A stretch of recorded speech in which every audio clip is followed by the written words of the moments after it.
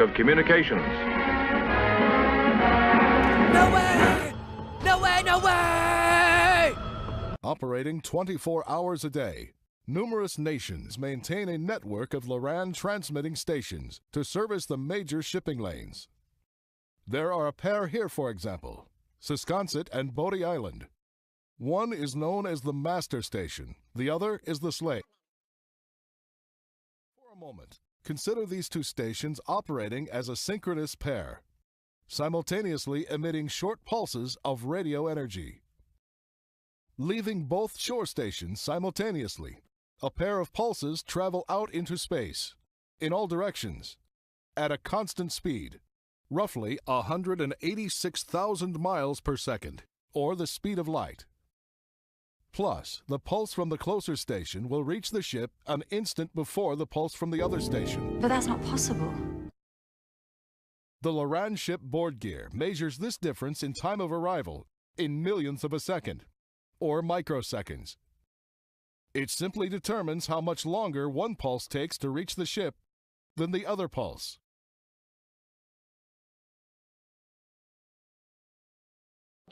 What? You're joking, right? Now, this same time interval will be observed at many points within the range of the two shore stations.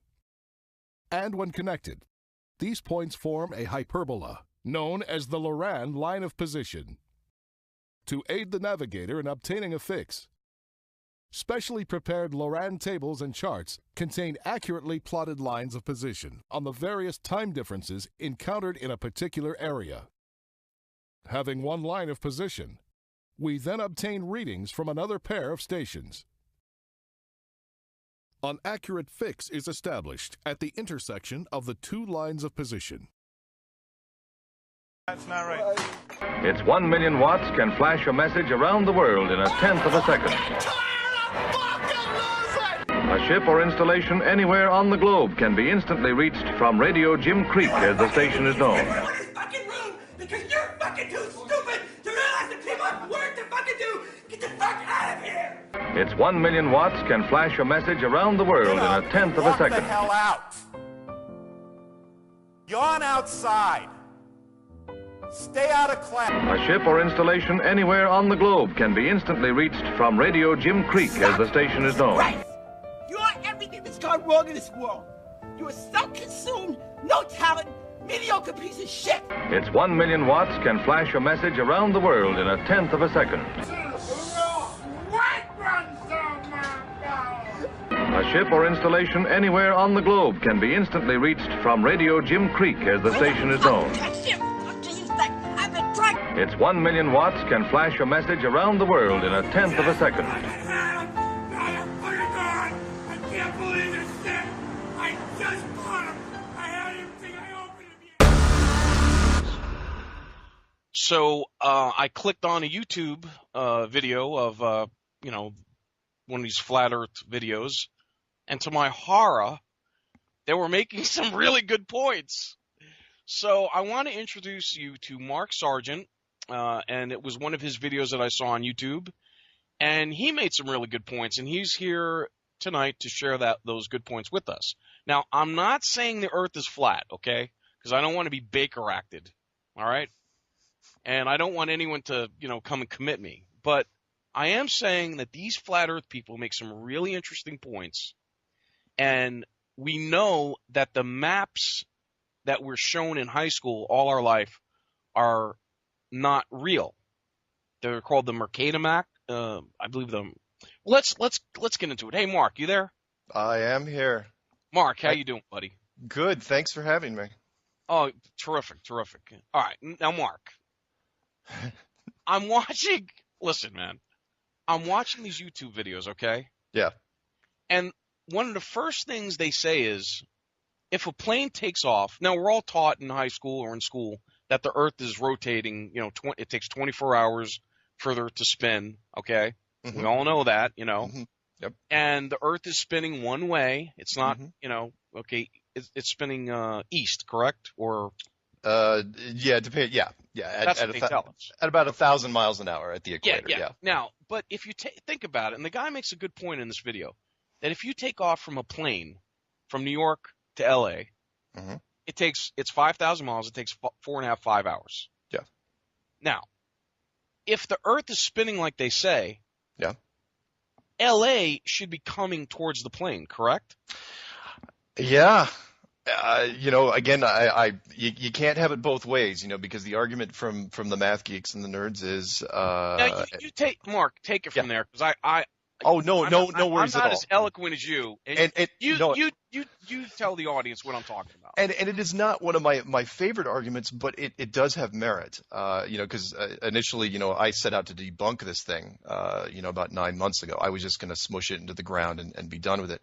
But to your argument there, if the Earth is spinning, and we're not going to talk about east-west, we'll just say, with the spin or against the spin. Yes. If the Earth is spinning 1,000 miles of the equator, let's say up towards North America, it's spinning at, say, 700 miles an hour or whatever it is, if you're flying with the spin, that's fine. You're going one direction, and people say, well, you're not going extra fast because, gravity's got you locked down.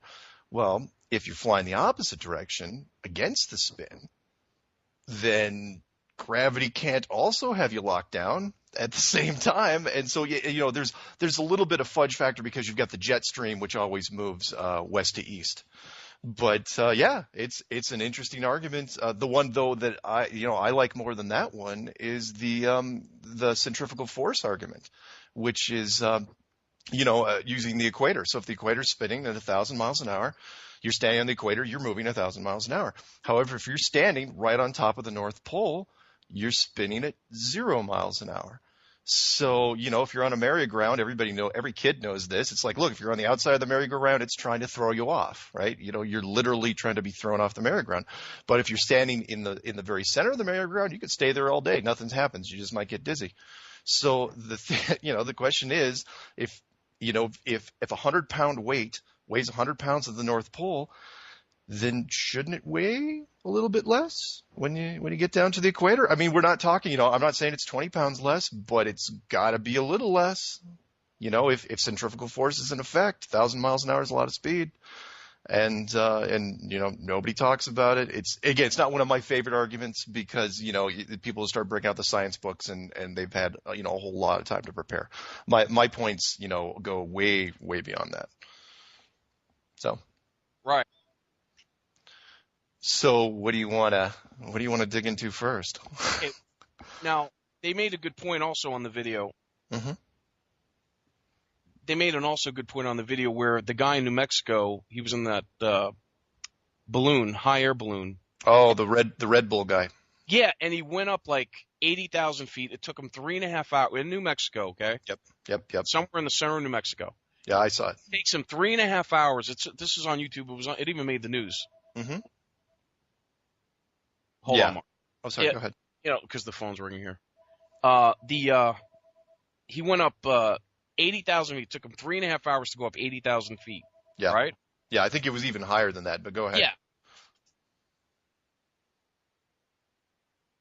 Still there? Yeah, I'm here.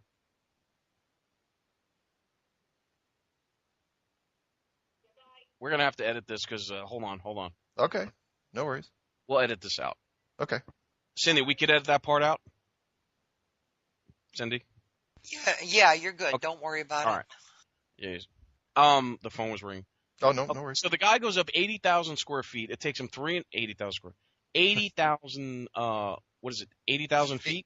Yeah, at least. I personally think he hit 100,000 feet, but it doesn't really matter. The point was He went way the heck up there. Right, 3.5 hours. Now, if the Earth is spinning like they say, he should have landed, when he jumped out, he should have landed somewhere in the Pacific Ocean.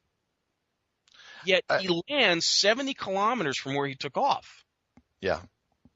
And again, it's you're going, and granted, he was in a balloon, but you're either going with the spin or against the spin. You can't have it both ways, and it's an interesting little globe puzzle that most people just don't look at. What about the difference between those maps, like the Mercator map and the Peterson map? The Mercator map is what everybody's been seeing. So when they pull the map over the blackboard when going in school, that's the Mercator map, and it doesn't accurately show what the continents look like in respect to each other, and that's been known for a long, long time. It was really designed, for a shipping, sort of promote the European thing. So, like Greenland in the Mercator map looks like it's almost as big as Africa, even though Africa is technically 17 times larger than Greenland. Right, yeah. And South America is huge compared to like Europe, but it looks like they're about the same size. Yeah. So they've been trying to introduce in schools what's known as the Gall-Peters map. And in fact, there was a TV little segment on it. I think it was The West Wing or something like that. There was a TV show that kind of like, introducing it to the president, trying to get it to, because they're trying to push it in schools. It's like, look, even the maps we're looking at, forget about the flat round thing for a second. Even the maps you're looking at are completely wrong geographically. The countries in the southern hemisphere are far, far larger than their counterparts in the north, and it's just something that we take for granted. And that's the perfect example of when you're raised in it, when you go through school and you are shown these things. Why wouldn't you believe them? You're going to take them at face value. Why would anybody lie about something like that? What's funny is I remember when I was a kid, looking through like biblical type books or ancient books. Yeah. Ancients believed that the world was flat and surrounded by mountains. Okay. Yep. It was like the entire world that they knew was surrounded by an entire ring of a mountain range. Yep. And then in the middle was water or an ocean, and then the continents were somewhere in the middle there. Yeah. Yeah. And it's like, wow. Yeah, and that model was, and that's what we believed for the longest time, and which is kind of, where I got started was for, if our civilization, our records go pretty continuously back about 5,000 years. For the first 4,500 years, that's what we thought. Every religion, Judaism, Hinduism, Buddhism, Islam, and Christianity, they all had their versions of the same thing. The earth was round, it was flat, or flat-ish, not a perfect flat, which I'll get into later. And that it was surrounded by what was known as at least in the Christian Bible, the firmament. And that's in Genesis, and a solid structure. And which would make sense, because if it is a flat enclosed system, like a snow globe, I hate to use that reference because it's too simple, but like a snow globe or a Truman Show reference, you're gonna cover it with something. And that's what they believed. Absolutely. I have gotten so. What's beyond the firmament then? Well, that's the point of contention. And I've gotten into it with several other flat earthers, because, there's some, people ask me all the time, they say, is there space? Is there stars and everything? And it's like, well, yeah, you could have stars in space, but the design that I seemed to run into as I was trying to debunk this thing and as I was building it myself was there was so much design efficiency that you wouldn't need it. Meaning, if you're going to build a small system like this, you don't have to put in, real stars and planets out at, millions of light years away. You could just put them, it's a giant, beautiful simulated painting that's just up there. Now, as far as what's outside of it, if it was me, I'd put more of these. It's interesting. It's interesting that we learn that when they made the first nuclear bomb, when they tested it at Trinity, yeah, they said, there's a good possibility this detonation could blow out the atmosphere, and the entire atmosphere that we breathe could be sucked out into space. Yeah, or whatever. Yeah, but they did it anyway. And they did it anyway. And then in the 50s, Project Argus, I believe, they detonated three separate nuclear bombs at the edge of space, or in the atmosphere. Yeah, absolutely. And which proved pretty much that they couldn't blow through whatever they were trying to blow through anyway. And those tests, which is in part of my clues, I think it was the first one, the Flat Earth Guide, talked about how they started testing in 1958, again, for no apparent reason, just started firing nuclear weapons straight up. And they kept firing. The only two countries that could do it was the United States and Russia, and they did it for 4 years. And they both quit at the same time in 1962. And that's when both countries decided to start their space program, which is dubious at best. Oh, yeah. if they faked the moon landings, which I think they did, you start to wonder if even, there's photos or pictures or film when they were on the Vulcan Space Lab. Remember that? Oh yeah, See yeah. the guy running, going around in circles, and that could have been in a Boeing 747 or. Well, yeah. They're simulated. They don't use a 747. I think they use a 737. Yeah. It's called officially, and people can look this up. It's called the Vomit Comet. Because when the human stomach is exposed to zero gravity, even in a simulation, it's like like a roller coaster ride. You feel nauseous and queasy. But yeah, after the moon landing, and honestly, if you guys, and if anybody's researched, this, because the internet has just shot that thing full of holes. If the moon landing was absolutely a sham, and it was, I have no doubt in my mind, then what can you trust? What can you believe? I mean, you want to have some fun. Look at the International Space Station interior videos that's been put up recently. Look at the ISS hoax, videos. Yeah, it's all fake. It's all. Oh fake. yeah, those are embarrassing. They're so horrible. I was thinking about that last night. What's funny is there's not even any. When you look at it, people will point out, how come there's no, like in a submarine, you have doors that can be sealed in case there's a puncture. Sure. Well, in the IS space station, it's like a long tube, and if God forbid there's a puncture in the hull, they're screwed. They're screwed. Yeah. Yeah, and they can't. The simulation, the plane, and don't think for a coincidence that for a second that it's a coincidence that the all those interior shots are just about the same width as a commercial airliner.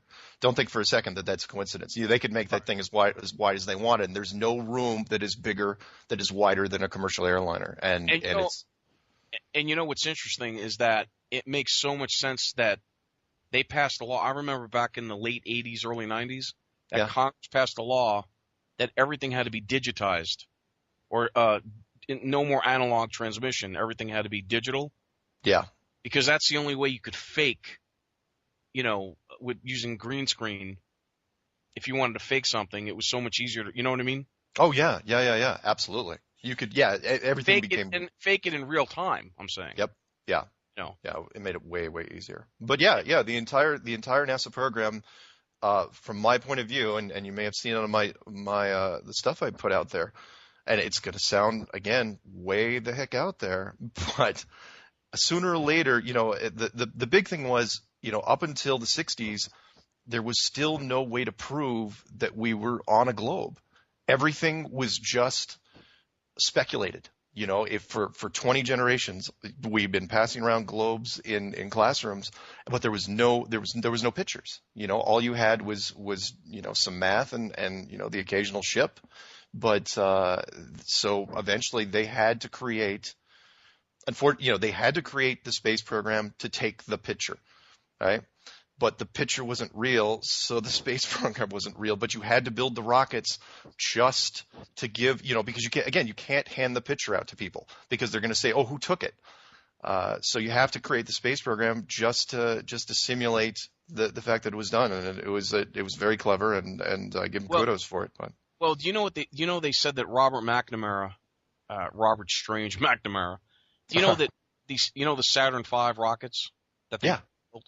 Yeah. He ordered, when he was in the last thing he did after Kennedy died, his last act of service or order, he had all the Saturn V tool rocket dies, all the castings, in order to make those. He had them all destroyed. That doesn't. And people were scratching their heads saying, "What do you mean? It costs millions or billions of dollars to develop that, to make those tools? Yeah. The casting dies or whatever." Yeah. We can't build those Saturn V's anymore because he ordered them destroyed. Why? Yeah, bury the evidence. Oh, well, heck, you want to go down that road? Look up, when all the telemetry tapes were lost a couple of years ago. That NASA says, oh yeah, we misplaced literally thousands, basically all the Apollo mission telemetry tapes. Just lost them. Yeah, they're gone, and all our historic, yeah, and all our subcontractors lost them too. I was going, really? Everybody lost everything that could possibly, that you never want people to look at, and you lost them. That's great. Well, when Ron Howard was making Apollo 13, he asked NASA for the videos or the film, and they said we don't have them. They're lost. He's like, Yeah. what? Yeah, which, and, you know, again, I don't know if you watched any of the Clues, but Clue 1, the empty theater, you know, I am aghast that I am the only person to put this video out there on YouTube, which is, look, we've had, 50 years of movies since the moon missions, and no one's actually done a moon mission movie. How does that even happen? And people going, oh, no, you know, there's got to be moon missions. No, there wasn't. You had The Right Stuff in 1983, which was just an astronaut training program movie. And then Apollo 13, which was, you know, the whole thing took place in a capsule.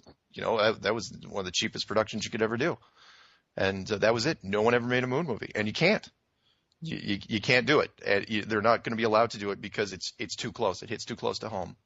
Because if a Hollywood studio makes the movie and it's so spot on that you can't tell the difference from the original mission footage, then what are you looking at?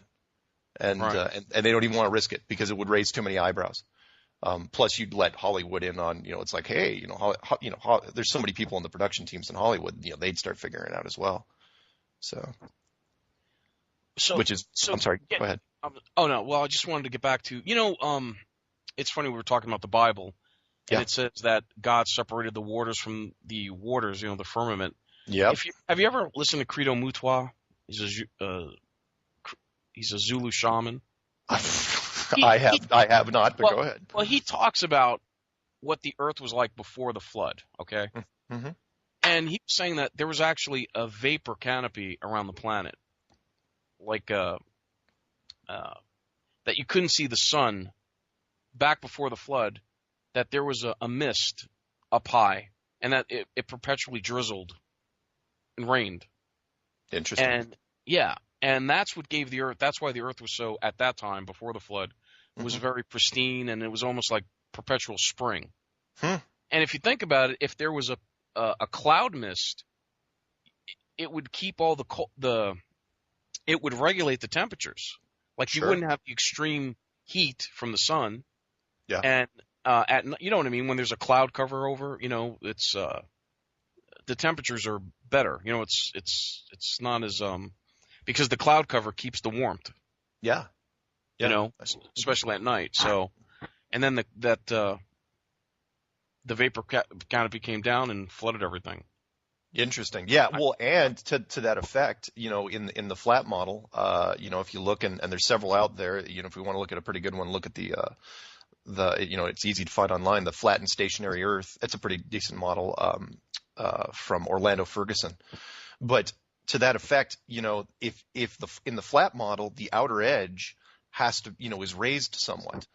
And, you know, if you look at the Antarctica thing, you know, Antarctica is a steep climb up to 2 miles, you know, and if it's all the way around. That's right. Yeah, They say that the ice is 2 miles high. It's 2 miles high, and it stays 2 miles high. It plateaus out. The whole thing's 2 miles high. So if you look at that, well, yeah, let's say you would raise the water table 2 miles. Then what do you got? Then you got something like, I don't know, the Great Flood. Because you know, the argument is, well, you know, if there's an edge, you know, the water's going to fall off, ships are going to fall off the edge, blah, blah, blah. Well, not if you raise, you know, the outer edge to 2 miles, then you got the whole thing covered. And nobody's going anywhere. It's like a shallow kids pool. Yeah. Yeah. So, do you think that the firmament or whatever it is like a plasma, like the fourth state of matter, or Whatever it appears to be, and there's some disagreements again in the circles that I'm in, which I have not been in for that long. It appears to be impenetrable. If it is plasma, it seems to be something that you can't get past. Which, of course, you know, you could argue it's like, hey, well, you know, the Van Allen radiation belts were, you know, announced in 1959, which again, not coincidentally the same year they sealed off Antarctica forever. It could be plasma. It could be, you know, it could be a form of hard water. You know, it could be a new element that's not even on our table. But whatever it is, no one's getting through it. It appears to be extremely durable. You know, judging by the nuclear shots that went up, and I don't want to get into the debate about nuclear fission right now, but you know, the second and third shots were 3.8 megaton. And, right? You know, that's a big load. You know, those are big hits, especially for 1959, 1960. back when nukes were extremely hard to come by and very expensive. It kind of makes you wonder about the story of the Tower of Babel. Oh yeah, which You I know. put in clue number 8. I didn't mention it by name, of course, because I want people to figure it out on their own. But and this is for your churchgoers out there. The Tower of Babel story, that's from Genesis. Doesn't work on a globe model. It absolutely makes no sense. That's a kid's argument from Sunday school, and that is, well, where was this tower going? Is this tower going anywhere? But on a flat model, on an enclosed model, it makes perfect sense. Because there's a goal. We're talking about an older civilization, way older than us, apparently very technologically advanced, that figured out the firmament, figured out what was going on, and said, you know what, we're gonna bridge this thing, and we're gonna go straight to the top. And how that story ended, where it was the languages were divided and everything was scattered. And but yeah, the Tower of Babel is an excellent story from the flat model, but nobody thinks about it. Or if your Bible stuff, that story about the guy that was slaying an army by himself, that he asked God to keep the sun in the sky for an extra day.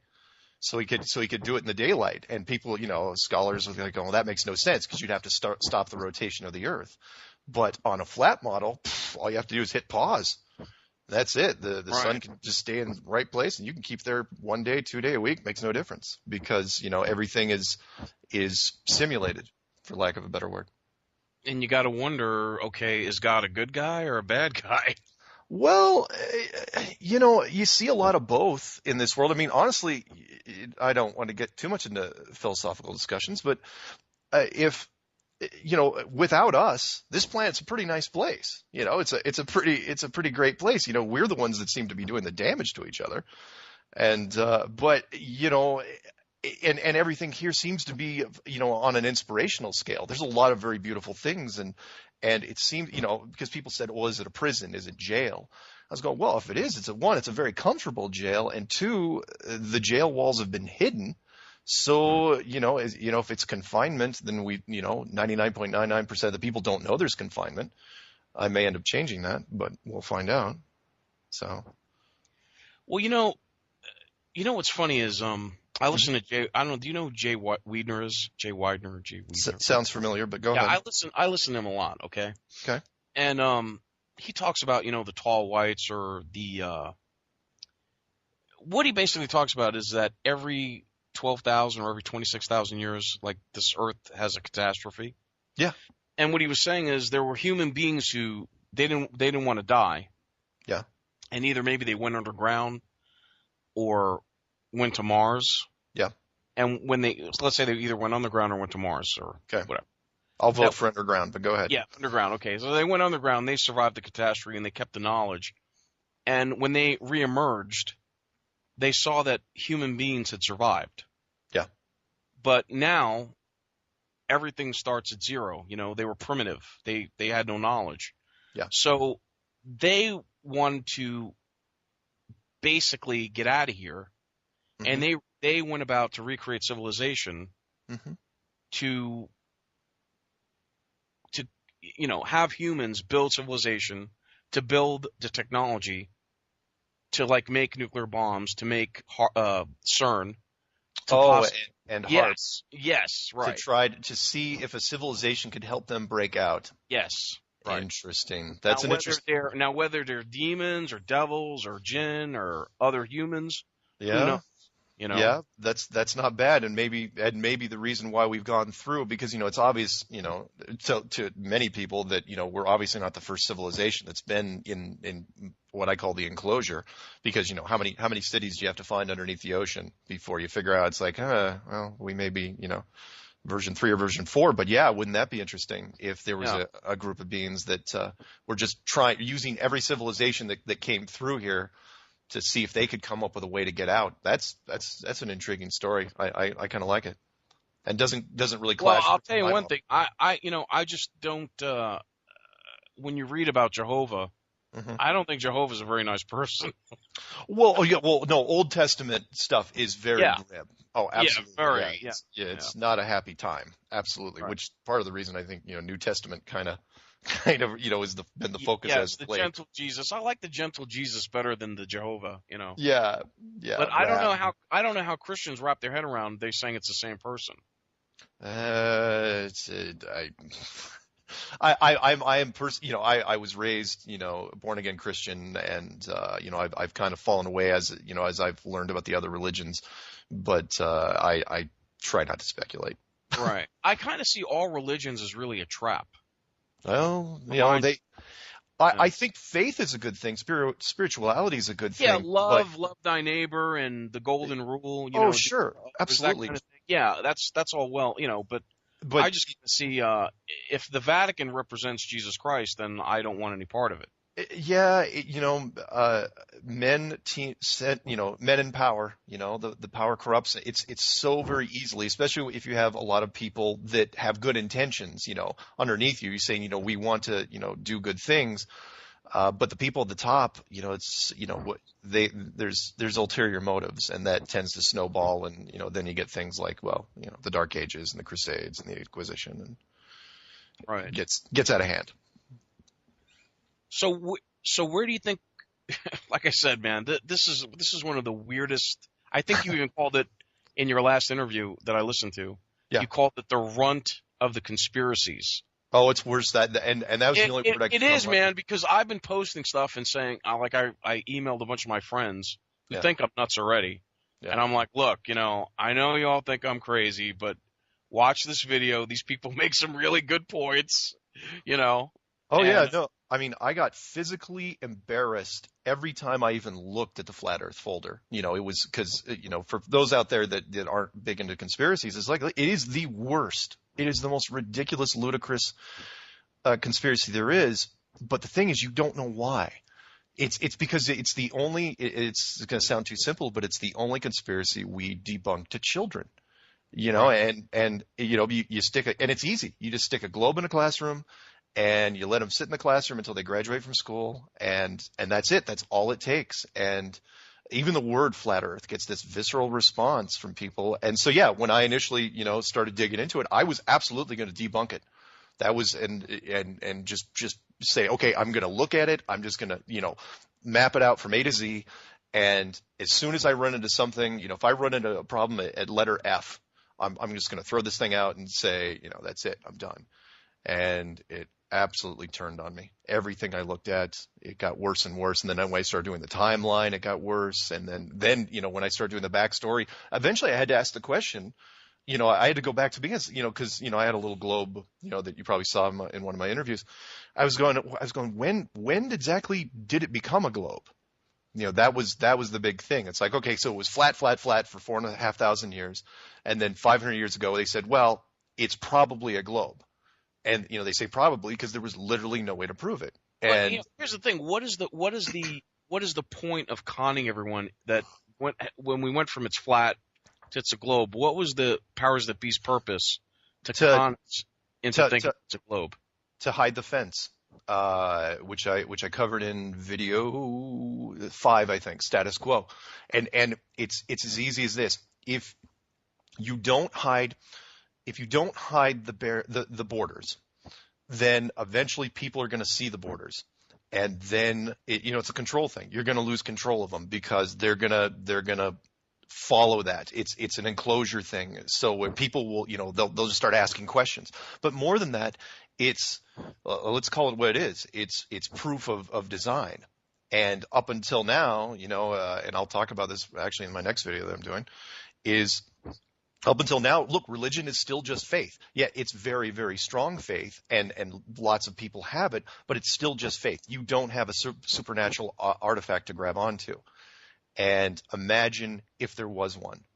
And so, years and years ago, it was put into play that, let's make it to where nobody even looks for the borders. Because remember, if the world is flat, then sooner or later, as technology progresses, people are going to get to a point where they're going to start making journeys and pilgrimages on their own to get there. But if it's round, then you're telling them, oh, you can go around all day long and you're never going to find anything. And it worked. It absolutely worked. But it also backfired, in my opinion, because, and I learned this as I was going along, that even the elite, and you can pick whatever group you want. There was no doubt in my mind that, yes, royalty from years ago, the Illuminati or the Masonic or whatever group you pick, it doesn't really matter. I have no doubt that they knew. But because they couldn't see it either, as it was passed down from generation to generation, it just became, it just kind of, started transforming into myth and legend. So let's say you were a German prince, right? And you're shown this map and it's a flat world. And, it's like, well, your father and your grandfather and his father before him, we're passing this on. And it's like, yeah, Grandpa, I heard the story. It's flat, but what am I going to do? I'm not going to see it. So it doesn't make any difference. And finally, once we started doing steel-hulled ships, and really when the internal combustion engine came on is when they really could start looking for it. They started looking for it. So, they did North Pole in 1926 with Admiral Byrd, legendary in the field. And then in 1920, so once the North Pole was done, they sent him down to the South Pole. And from 1926 through 1954, excuse me, he started looking for it. Absolutely no doubt in my mind. That's what they were doing. But I don't think they even told him. Or maybe they told him. It's interesting. Operation High Jump, right, was 1946. 1946, where he goes down there with was it an aircraft carrier and a full-blown carrier group. 5,000 men. And he actually says we were repelled, okay? Yeah. And this was in the textbooks up until, the 1960s? Yeah. Yeah, and then nobody talked about it anymore. And he goes, well, we went down there and we were repelled. Repelled by who? So, now was it the Nazis? Because there's a lot of people who think that the Nazis went to Antarctica. It could have been, but my argument is this: it very well could have been. It's fine. If the rest of the remaining Nazi Navy decided to go down there, and you got to remember, we weren't doing explorations down there in the early 40s because of the World War, but it's very possible that Germany was doing expeditions down there, and it's possibly they found something. There's some speculation, but that part didn't bother me because after Operation High Jump, whatever was down there, they took care of it. It was done. There was no doubt in my mind because the expeditions just kept firing off after that, and and they kept. You want to know something funny? I hate to interrupt you. No. Go ahead. Okay, that there's outposts on Antarctica, okay, where the Dutch are there and there's scientists. Yeah. And there's a big plaque, okay. I was watching the show. This was 10 years ago, 20 years ago. Yeah. There's a big plaque and it says this plaque is dedicated to all the people that came here for science. And it says to watch the enemy. And the guy looks at the camera and goes, What enemy are they talking about? Good point. Good point. Yeah. And that was before I knew about Nazis and, them going to Antarctica. Yeah. That always struck me as strange. To monitor the enemy. What enemy are they talking about, Yeah, that's all been stricken from the history books. Whatever happened, all they say is there was Operation High Jump. That's a wiki thing. It's easy to find. There's pictures, and they went down there, full blown carrier group. He was the fleet commander, Admiral Byrd, and something, and then something happened, but that's it, and it's and then they just erased it. Now it's they just went down there for peaceful intentions. It's really you send a full, an entire aircraft carrier group to the, to Antarctica, and that's it. That's all you're going to say. But right. That was for an expedition. Exactly. And then you send the military force. The only reason why you send the military force is because you think you're going to have military resistance. You're going to fight. Exactly. Yeah. But again, whatever they took care of it because the expeditions kept going, and I think I had 2 more after that. And then in 1954, which, the famous Byrd interview, which we were so lucky to get, it's on YouTube. Please look it up, not just on my channel, but you can look at the full-blown interview. Mine's chopped a little bit to get rid of the fluffy stuff they were asking him. But, in that 54 interview, he says, oh yeah, Antarctica is a treasure trove. He goes, there's an entire mountain range made out of coal. There's oil, there's minerals, there's uranium, there's everything. And at that point, what I kind of pieced together was the authority, and when I say authority, I mean, I'm just lumping up, governments, very, very rich people and royalty. But the authority, I think at that point said, well, maybe there isn't a firmament. Maybe there is no edge. Maybe there is no border. So let's just start harvesting Antarctica for resources. And, everyone was down there, all the survivors from World War II. You had Russia, you had Britain, United States, Chile, Argentina, I think New Zealand, Australia. Everyone was down there. And then they go down for Operation Deep Freeze in 1955. And, that was going to run from 1955 to 1956. And then something happened.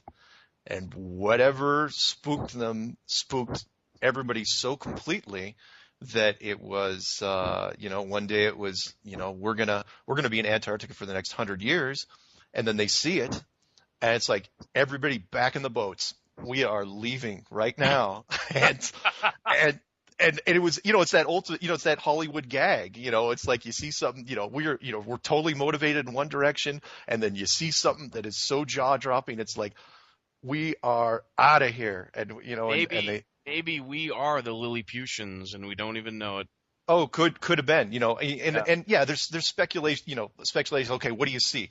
But there's certain things, that we would take care of. So, Godzilla could have been on the ice and we would have taken care of it, sooner or later. You could have run into a race of giants. Absolutely, could have been, part of that. But, I went with the most obvious thing to me, which was, look, they found the outer edge. And it's one of those hidden things. So, immediately, because of what happened right afterwards, which was, so 1956, Operation Deep Freeze probably ended, the second they saw whatever it was. And then immediately, Russia and America, who were both on the ice at the same time, decided to ramp up their rocket program right then and there. 1957, rocket program. And by 1958, they were both firing nukes straight up. Kept hammering, for the next 4 years.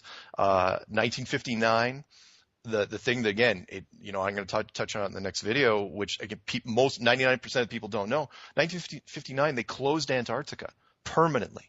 They closed the entire continent, millions and millions of square miles of energy-rich resources, everything you could ever want. There's no indigenous population. There's no animal life. There's no plant life, as far as you know. And they closed the whole thing down, locked it down, and put a treaty in place to where every country that became technologically substantial decided, they said, no, you got to sign this treaty. You're never going to Antarctica. And it's still in place to this day. And you know how treaties go in industrialized nations. It's like, were you kidding? Everyone's oddly honoring it. Yeah, and the oil companies. I mean, look, British Petroleum, Shell, all the mineral companies, Alcoa, any of the mining companies. You're telling me that these guys can't get in there? What are you talking about? They can get in anywhere. They can get into a national park, but they can't get in there. And it's one of those super interesting secrets that people don't talk about. And then it just got weirder from there.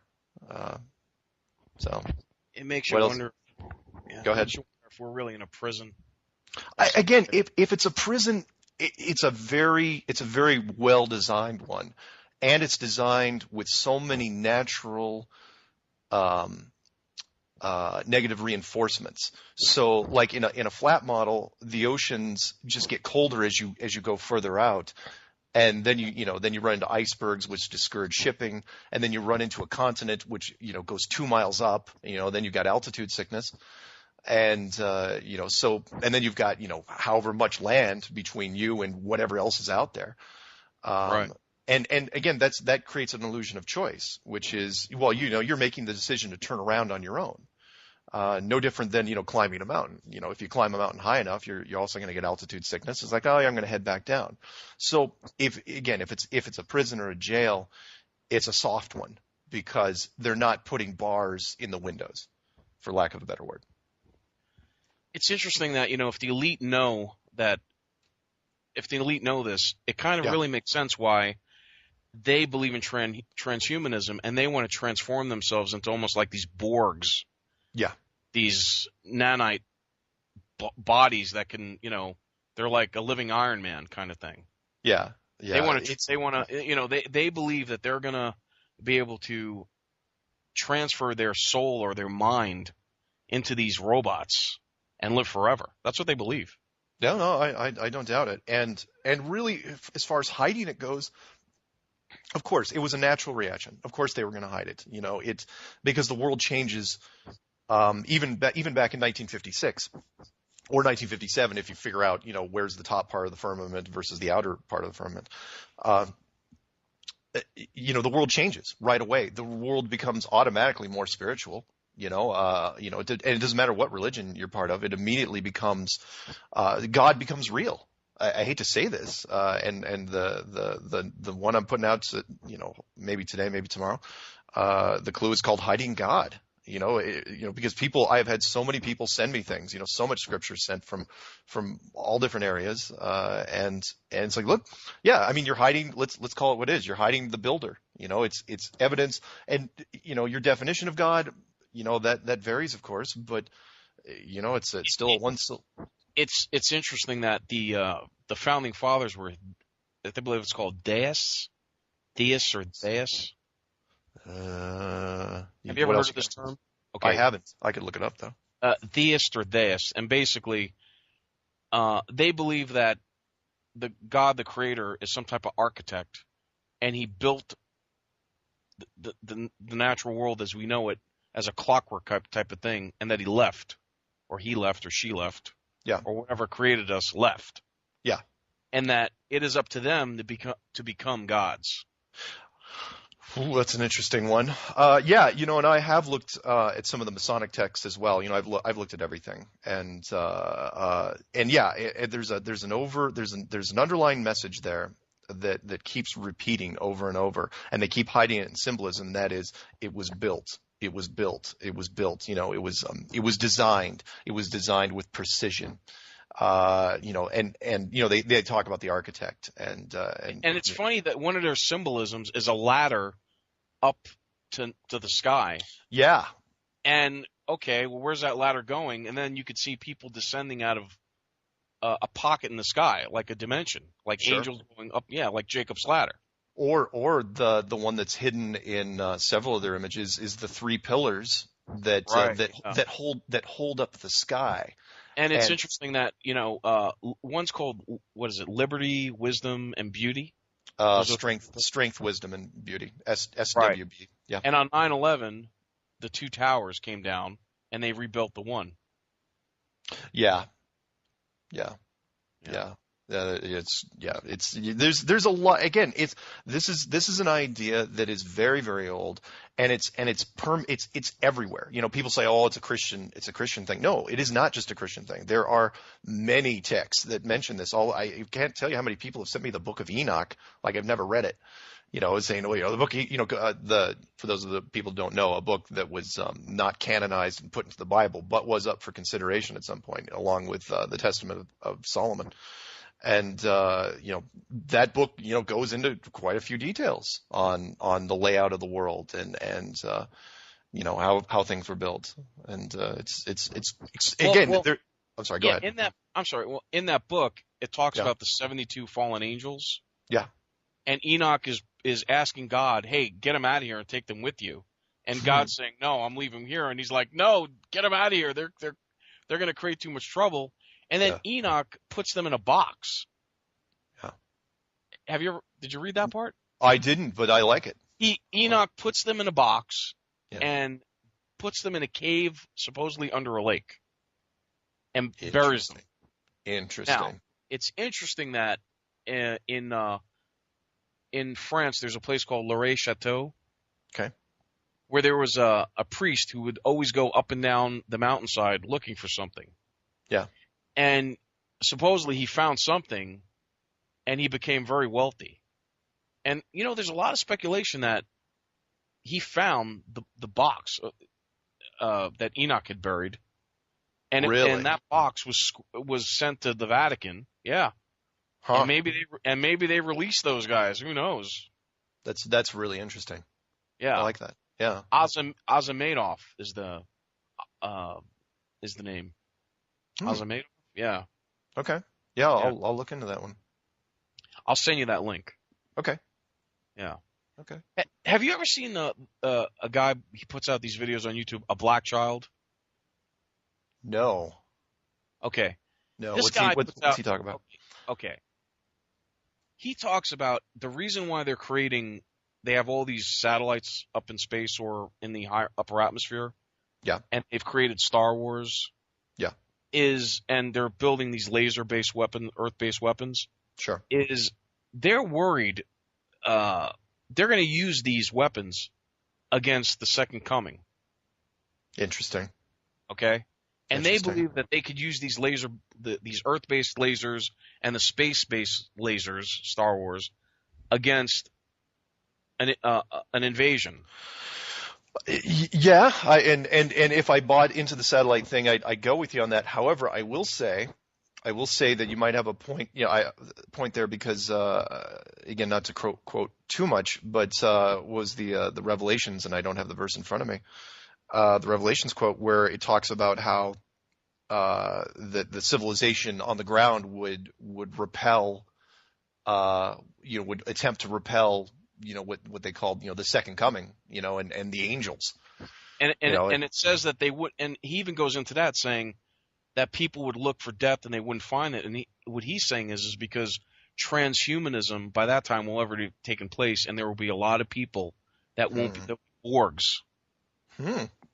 And they can't die. And the only way they can die is by a flame, by incineration. Incineration, yeah. So they'd have to melt to die, yeah. Wow. That's pretty grim. Because remember, the first thing was a flood, and God said he wouldn't flood the earth again. Yeah. That was his promise with the rainbow. Yeah. And the second one will be by fire. The second judgment. That's in the book of Revelation, yeah. Yeah. No, And it also says that creatures come out of the what was that river? Styx? Yeah. No, not Styx. Euphrates? Euphrates River. That these creatures come out and start eating people. Remember that? Yeah. Yeah, I didn't know what to make of that though. Yeah. The bottomless pit thing kind of drew me a little bit, but I did. Also, if CERN is real, okay, and they want to open up another dimension. Yeah. Just like in the movie Avengers. Did you see the movie Avengers? Oh, of course. Yeah. Yeah, where they let in these creatures from another dimension and they start pouring in, Yeah. It's just Yeah. crazy. Yeah, CERN has been getting a lot of traction out there. People keep thinking, oh, you're messing with, all sorts of powers. The movie line, powers you have no comprehension of, that sort of stuff. Right. For me, if I was designing something like this, I don't know if I would leave the type of household chemicals around that would be able to blow up the house. See what I mean? You would sort of take that into account, because let's put it this way: if super big explosions aren't doing anything, I mean, CERN might have a chance. HARP's been around for a while, and they haven't let anybody in, as far as I know. CERN's got a shot, but we'll see. We'll see. I'm not convinced they can actually do anything yet. Let's hope not. Yeah, I hope it fails, but I'm going to be the optimist on this one. The amount of money they spent, and for this thing to go through Switzerland and France, I mean, it's enormous. It is. Yeah. It is. And you may be right. Maybe they are trying to. Maybe that is the ultimate goal. It's like, okay, maybe the goal has been for the last 50 years. Can we, is there a way of breaching this? Which again would that's a natural reaction, of anything. It's like, all right, well, can we get out? So. Yeah. Wow, this has been a mind blowing. I have to say. I'm not. I'll say this, okay? Yeah. I think there are a lot of things they're not telling us, like with the globe. Maybe the Earth is actually bigger than what they're telling us, and we're on top of a bigger globe. Maybe we're at the very tippy top, and there's some kind of dome over it. I mean, that's possible. Oh, yeah. I just don't know. All I know is that when you think of the model that they're putting out there, it's incorrect. And if they're willing to fake the moon landing and Sandy Hook and Aurora and God knows what else, For me, I can summarize it like this, because it made so much sense for me. Because for me, I looked at the moon landing for years, and I had no doubt that there was some huge problems with it. But for me, I had a problem with the motivation, and that was I came up with a reason. It's like okay, why do you fake the space program like that? What is in it for you? And I'm thinking, okay, it's national pride, it's USA, go rah rah. But it wasn't that good. I mean, it was good, but it's like, man, that's a lot of money. So when I finally got into it, it made more sense because it rephrased the question, and that was, more of a statement, really. It's like, look, they didn't want to fake the space program. They had to fake the space program, because if you don't fake it, if you do not militarize and nationalize the space program, then sooner or later you're going to get a private corporation or 2 or 10. And they're going to get together, like they're even trying to do now, but they would have done it a whole lot earlier, and then it's not under your control, Yeah. And for those people out there that say, oh, what about satellites? It's like really, you're going to ask me that? It's like, go watch the International Space Station videos. Why would you fake the interior of that? There's nobody up there. So if there's nobody up there, then why? Why are you faking it? It's like, well, because you have to. You have to give the illusion there's people up there. You have to fake that you're sending probes everywhere. Even the Mars rover, really? That's been running, 5-7 years past its expiration date? No one can explain why. Oh, yeah, the cameras are still running. Nobody's talking about it. Yeah. But for me, again, I went into this trying to debunk it, which is, to date, and, knock on wood here, knock on wood, that I haven't got any debunkers, but I think it's because I went into this trying to debunk it. So, everything that I put out, I won't put out anything if I can smash it. Mark, Yeah. do you think that the space program was debunked because of the political climate of the day, like the Cold War, Russia against America, and all that stuff, or? Oh, you mean the American space program? Yeah. No, we had to beat the Russians. They were the first to launch Sputnik, and they've already supposedly sent a probe to the moon. Well, yeah. No, I think it was a joint effort, because remember, for me, they've been in it together. For me, Russia and America have never been at the highest level. I don't think they've been enemies. Absolutely. I think they have been secret brothers. People say, oh, the Cold War, and, better dead than red and all that crap. It's like, look, these guys have been with us since the beginning. And I won't go in. I know we don't have time for other stuff. I'll tell you one thing. It was the Rockefellers and Rothschilds that shut down Russia as an economy by turning them communist, because they didn't want competition. Sure. And that makes total sense. Yeah. And if our moon mission was successful, you don't think Russia would head to the moon on their own? Oh, well, we're late to the game. We're just not going to go. That's a bunch of crap. Of course they'd go. That they figured out that we could fake it better than they could, and so they just gave up. And I think other people, I think England knew that it was a fake. Look at that James Bond movie where Sean Connery's running through the Hollywood movie moon set. That was a little nod. It also makes so much sense. Why aren't other governments outing our government? We didn't go, and saying, hey, you guys, that they're not. No, they're not. Well, mostly because they're using NASA as a consultant. I mean, you want to look up some fun stuff? Look up Chinese space program bubbles. Absolutely China's faked their entire thing, and they did it in an underwater simulator, probably ours. They probably rented it out for the day. There's so many. Everybody at the highest level. Now, they may not know exactly why they're doing it, because that's a need to know basis. But they have been told, it's like, look, every space program, if it's going to be, it's going to seem legit, is going to be fake. And if you're doing your own private program, don't expect success, because we're gonna keep you absolutely under thumb. So, just my take. Amazing. Yeah. It's not, people, it is not what you think is, or the argument, and it was, I've said this before, but I'm going to say it again. Tell me how you are living on a globe. Convince me that you're living on a globe without using the word NASA. If you can do that, then you might have something. And it's so true. If you look at all the pictures of Earth They're all the same, just Yeah. about, or composites. Yeah, the composite images, the one image, and you know, I know we're running out of time, but I got to say this. Look, I completely missed this 15 years ago, where when I was doing a search online for the pictures of the Earth from space, there was literally one shot showing the bottom part of Africa and the entire part of Antarctica, and it was literally, there was no other pictures online, and it was the year 2000, and Wow. and it just blew my mind. But you know, at the same time, it's because we're conditioned not to make the leap. What was the first thing I was going to think? Flat Earth? No, of course not. I was going to think that NASA just is way behind in their game, and it's like, well, you guys got to get these images up faster because this stuff's 40 years old, and it's because there was nothing else to send.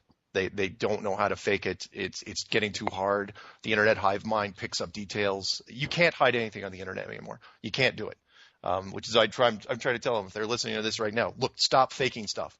You can't do it. It's, Well, I was told in a dream 2 nights ago to not touch the subject. So just so you know. really, Yeah. wow. I mean, I should have got into that earlier. Well, it's So Mark, we're down to 3 minutes, 2 minutes. Why don't you plug your website, not your website, your plug your the videos? information. Yeah, how to Okay. get a hold of you, and your YouTube videos and the names. Okay, yeah. It's real easy. You could Google this, or you can just throw it on YouTube. It's Flat Earth Clues. I'm the only one doing them, and you'll see a series of 9 clues, and the Flat Earth Guide, which I recommend first. It goes through. There's a playlist. You can go through all of them, and it doesn't take that long. It is in my opinion, not even though it is the last conspiracy people look at. It is, the mother of all conspiracies. It is so big that the conspiracy itself has been buried to where we are conditioned to laugh at it.